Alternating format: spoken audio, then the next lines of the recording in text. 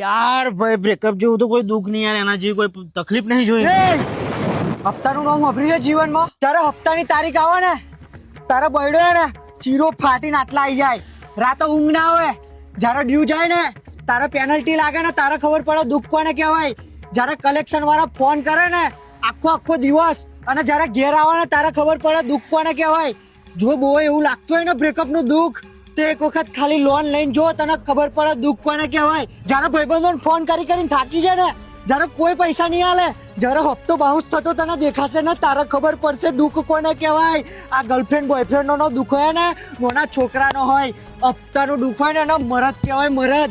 સમજો, હપ્તાનું દુઃખ કહેવાય, ગર્લફ્રેન્ડ નું દુઃખ ના કહેવાય. પૂછી જો આ લોકોને જેમને ડ્યુ થાય એના મરદ કહેવાય. જે હપ્તાનું દુઃખ હોય ને, બહુ લાગી આવતું હોય ને, તો ખાલી એક વાર લોન લઈને જો બિરાદર, તો તને ખબર પડે દુઃખ કોને કહેવાય. તો તને ખબર પડે દુઃખ કોને કહેવાય. બસ ભાઈ સ્વન થઈ જા હવે, આ બધું છોડ હવે. હા, છોકરીનું દુઃખ આજ કોઈ ના કહેતો. નહીં કહું આજ પછી. હપ્તાનું ટેન્શન હોય ને, હપ્તાનું ટેન્શન હવે, હપ્તાનું ટેન્શન. હપ્તાનું ટેન્શન હોય ને એને ટેન્શન કહેવાય.